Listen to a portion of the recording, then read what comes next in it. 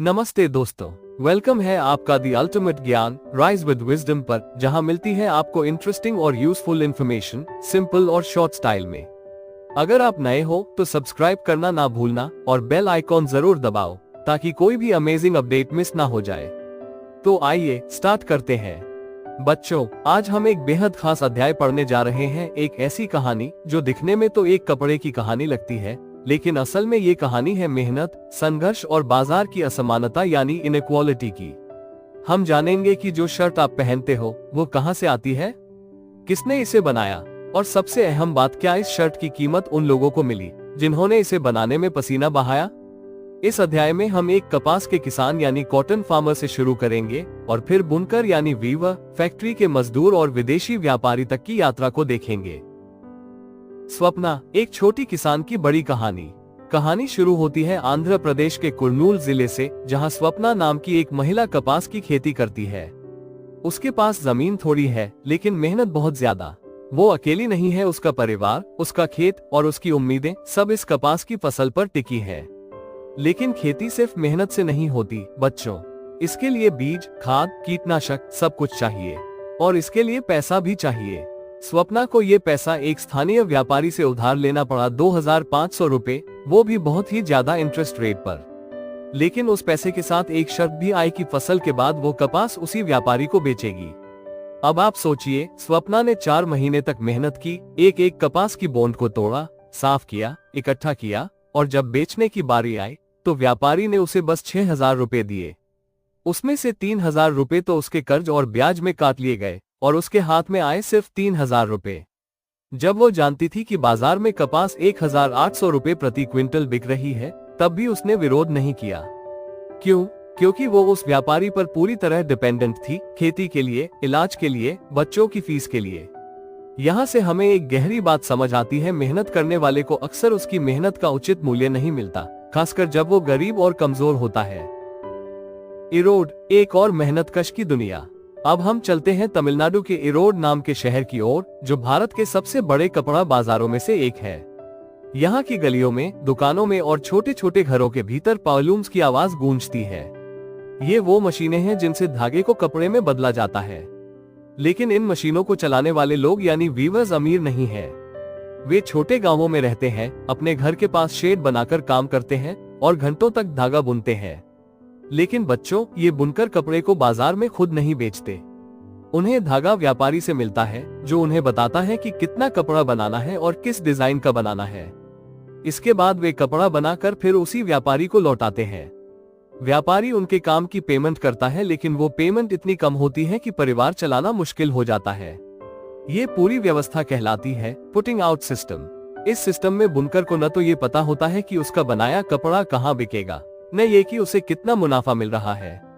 वो पूरी तरह से व्यापारी पर निर्भर होता है। रॉ मटेरियल, ऑर्डर्स और पेमेंट सब व्यापारी के हाथ में होते हैं। और इसी वजह से बुनकर चाहे जितनी मेहनत कर ले, उसका जीवन हमेशा संघर्ष से भरा रहता है। सहकारी संस्थाएं, एक नई उम्मीद की किरण। लेकिन हर कहानी में आशा की एक किरण भी होती है। कुछ जगहों पर बुनकरों ने इस पुटिंग आउट सिस्टम से निकलने के लिए एक रास्ता निकाला। उन्होंने मिलकर कोऑपरेटिव सोसाइटीज बनाए। ये सहकारी संस्थाएं बुनकरों को आपस में जोड़ती हैं। वे खुद मिलकर यान यानी धागा खरीदते हैं, आपस में काम बांटते हैं और तैयार कपड़े को खुद बेचते हैं। इससे व्यापारी का हस्तक्षेप कम हो जाता है और बुनकरों को उनकी मेहनत की सही कीमत मिलने लगती है। तमिलनाडु सरकार भी इन सहकारी संस्थाओं की मदद करती है। जैसे कि स्कूलों की फ्री यूनिफॉर्म स्कीम में सरकार यूनिफॉर्म का कपड़ा इन संस्थाओं से खरीदती है। इसी तरह कोऑप्टेक्स नामक स्टोर्स भी बनाए गए हैं जो हाथ से बने कपड़े बेचते हैं। ये सब कदम बुनकरों को सेल्फ रिलायंट यानी आत्मनिर्भर बनाते हैं। दिल्ली के पास एक फैक्ट्री जहां शर्ट बनती है, अब कपड़ा जाता है दिल्ली के पास एक गारमेंट एक्सपोर्टिंग फैक्ट्री में, जहां से शर्ट बनाई जाती है। सिलाई, बटन लगाना, प्रेस करना और पैक करना सब होता है। यहाँ काम करने वाले ज्यादातर लोग महिलाएं हैं। ये महिलाएं फैक्ट्री में 8-10 घंटे काम करती हैं, लेकिन उन्हें जो वेतन मिलता है वो बेहद कम है। उदाहरण के लिए, एक टेलर को 3000 रुपए, एक थ्रेड कटर को 1500 रुपए और आयरनिंग का काम करने वाले को 1 रुपया और 50 पैसे प्रति शर्ट मिलता है। और ध्यान देने वाली बात यह है कि ये सभी कर्मचारी टेम्पररी बेसिस पर होते हैं, यानी कभी भी निकाल दिए जा सकते हैं। ये महिलाएं न सिर्फ कम पैसे में काम करती हैं, बल्कि उन्हें कोई स्थायित्व या जॉब सिक्योरिटी भी नहीं मिलता।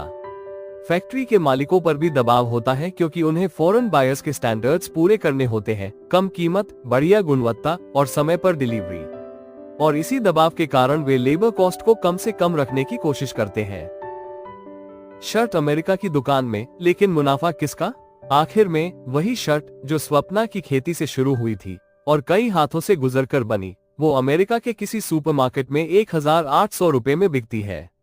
लेकिन आइए देखें इसका खर्चा। एक्सपोर्टर ने बेची 300 रुपए में, फॉरेन बिजनेस पर्सन ने 200 रुपए खर्च किए स्टोरेज पर, 400 रुपए खर्च किए एडवर्टाइजिंग पर, कुल खर्च -900 रुपए, प्रॉफिट -900 रुपीज पर शर्ट।